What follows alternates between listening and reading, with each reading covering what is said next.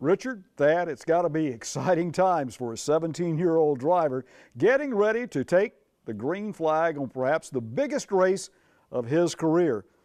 Fellas, tell us about it.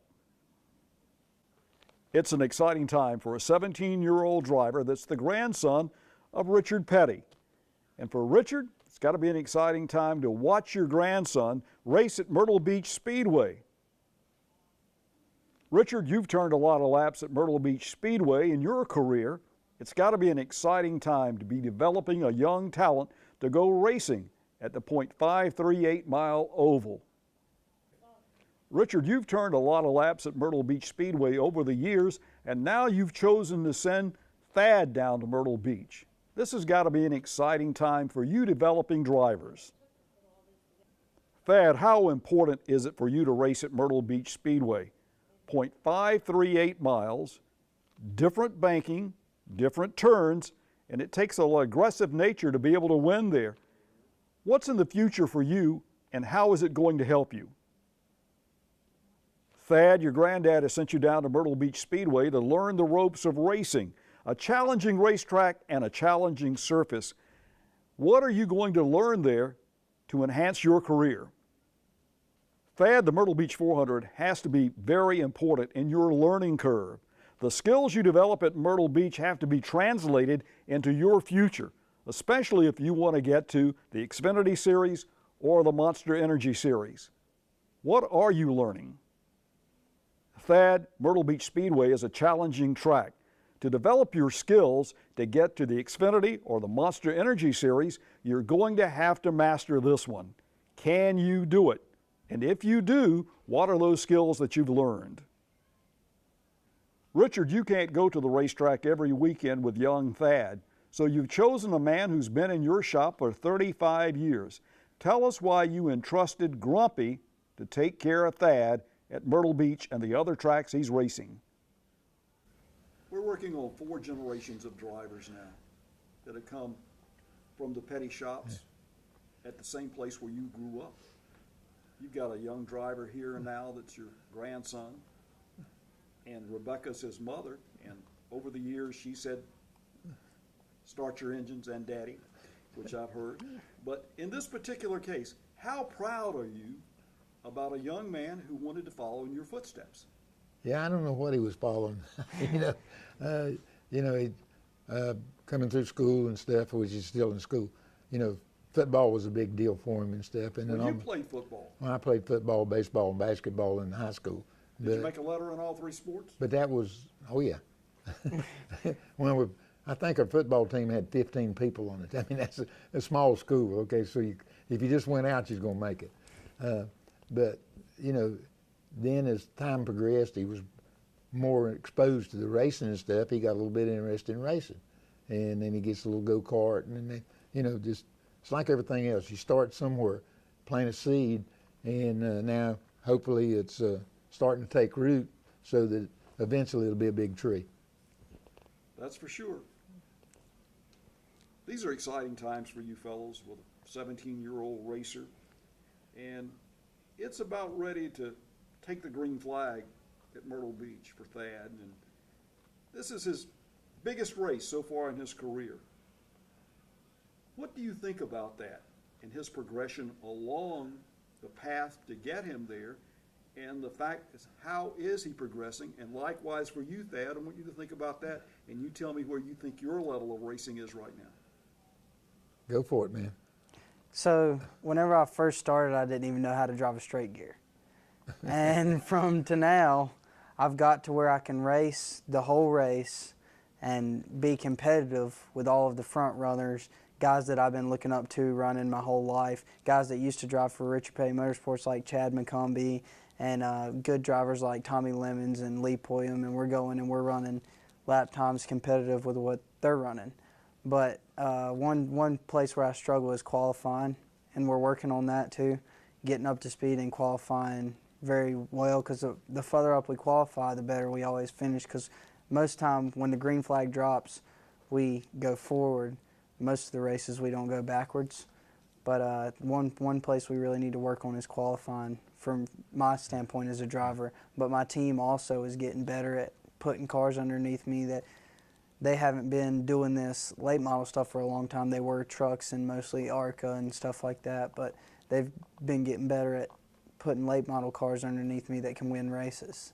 Yeah, what we've been trying to really do is give him different exposure to different people at different kind of racetracks. He's run a couple of ARCA races, a little bit bigger racetracks, run some really small tracks. So we don't want him, I don't want him to stay in one place too long where he gets good enough that he maybe can dominate. I'd rather for him to go and just have the experience as he goes along, because then he can, when he goes to the next level, then he can always come back and use that experience to get to the next level. Well, you've been a mentor to a lot of drivers over the years. Now your grandson's racing and everything. Is there any one special thing that you tell him to adhere to? Not really. It's kind of a deal that from a driver's standpoint, you can't teach anybody how to drive a race car. You can tell them what they're doing wrong, but most of the time they already know what they're doing wrong.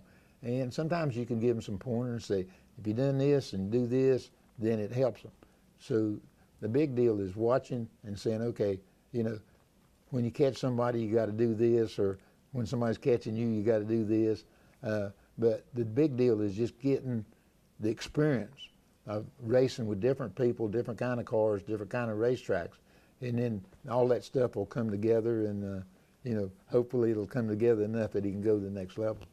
Thad has spent a lot of time at Myrtle Beach this year. Dale Jr. went down there. His dad really didn't come down and give him a lot of direction. Basically, I felt like he was sending Dale Jr. down there to go through the school of hard knocks and how to deal with other drivers and other people. You're on your own, you make some mistakes, but you learn by those. Why did you send Thad to Myrtle Beach, or was that his choice? Well, basically, I guess it's their choice. With the car owners and the guys that are working on the car, they look around and say, okay, we need experience here, or we can run pretty good here if we go over here. So the big deal right now is, from his standpoint, he's got to learn the school of hard knocks. Just because he's Richard Petty's grandson, and sometimes somebody's going to give him a harder time. He's got to learn to go with the flow and be able to overcome those kind of things. So basic deal, you just send him out in the woods, okay, and let him learn the woods, and then when he learns that, then you go out and say, this is a forest, it's not a woods. So then you start picking your places from there. Obviously, Granddaddy thinks that you need to go out there and blaze your own trail. And down at Myrtle Beach, you've been able to do that so far. Tell us about your experiences. Yes, sir. So we started, and we weren't, I'd never raced anywhere like the beach. It's like a cheese grater on your tires. I could compare it to like a Darlington or something on tire wear. So I went out there, and 10 laps I'd already used up a set of tires. And they were like, you can't race like that. And I was like, why not? I race like that everywhere else. And they were like, well, here you really got to learn to take care of your stuff for the whole 150 laps that you race. And so from that point on, I started learning how to take care of my brakes, take care of my tires, take care of my motor, take care of the whole car for the whole race. A lot of give and take at Myrtle Beach. I learned a lot of give and take at the beach. And not this past weekend, but the race before that, we ended up running top 5 majority of the day, finishing right outside of the top 5 with the good field of cars that was there. We felt like that was fairly competitive, but we feel like we're knocking on the door of a win at the beach. But this weekend just wasn't our time, the way the race played out and stuff. But we feel like we can go down there and pretty much go anywhere and be competitive now. Reflecting on the track, several years ago, Rusty Wallace brought his son to Myrtle Beach. And the first thing he said to me was, how big is this place? He says, this looks like Richmond, Virginia. This looks like 3/4 of a mile track. And it is big compared to most short tracks in the South. So how important is a track like Myrtle Beach Speedway? It's a transitional track that lets you run pretty quick on a pretty wide racetrack with 3 different corner configurations. Yeah, I feel like there's a lot of racing room at the beach where we've learned, like we could, I had several races there where we would finish 3 wide coming to the checkered flag. And if you go to like somewhere like Caraway, you can barely run 2 wide to the checkered flag depending on who you're racing around, you know. And it's just one of those places that has a lot of racing room, and it's a lot of different type of short track racing. Like some of the tracks I've been to got the long straightaways and the tight corners where you go down the straightaway, brake really hard, turn, and get right back on the gas. Myrtle Beach is one of those tracks where you kind of float it down into the corner with the long sweeping corner and start rolling back on the gas really easy. More like a traditional bigger track instead of like a Martinsville or something like that. Richard, what do you think he's going to learn about running Myrtle Beach that can translate into running the trucks or the cup cars? You know, I think Myrtle Beach is going to be more like some of the racetracks that he's going to run on as he goes up through the series and stuff. And like I said, you run short tracks, really short track deals. Okay, this is a transition. It's not a super speedway, but it's a transition to get you from the short track to the super speedway. Because like he said, you got to treat those tracks a little bit different than you just run down there and stop and turn and go. Here you got to be able to keep your momentum up all the way around the racetrack. And the super speedways and the bigger speedways have a tendency to do that. It's not a deal where you just accelerate all the time. You got to keep the car moving. So it's a very good place to learn. Based on Myrtle Beach and a little bit of history, the kit car you ran at Dixie Speedway in Woodstock, Georgia, and you ran it at Myrtle Beach Speedway. Right. Why did you choose to come to Myrtle Beach in relationship to him racing at Myrtle Beach? You know, I don't know. I guess it was a convenient deal for us, and that was sometime, I think we was running at Darlington around the same time. So it was all in that part of the world, and we said, okay, we'll just bring it down. And me and Bobby Allison, I think, went over and ran. I think he won the race. We ran second. And, it was, I think it was the second time that I'd run the car. And so we was trying all kinds of different deals. And we had mufflers on the car. And, you couldn't even hear it. And I know I had a heck of a time getting through the pit area and stuff because people couldn't hear you coming. You know what I mean? And you'd race the motor and it still didn't make any racket. But anyhow, when we raced there